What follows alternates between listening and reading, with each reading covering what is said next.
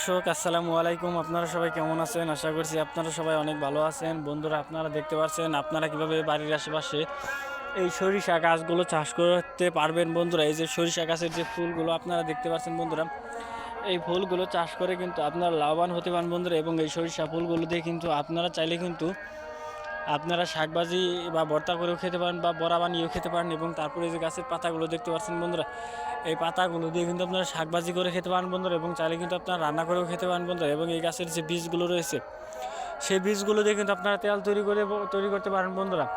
এগুলাই কিন্তু আমাদের গ্রামের কৃষকেরা কিন্তু বাড়ির আশেপাশে চাষ করে থাকে। আপনারাও চাইলে কিন্তু চাষ করতে পারেন বন্ধুরা। প্রচুর পরিমাণে কিন্তু আপনারা এই সরিষা গাছগুলো কিন্তু বাড়ির আশেপাশে কিন্তু চাষ করতে পারেন বন্ধুরা।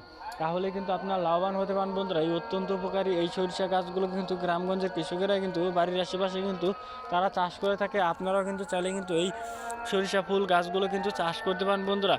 কারণ এই গাছগুলো দেখতে কিন্তু খুবই সুন্দর বন্ধুরা।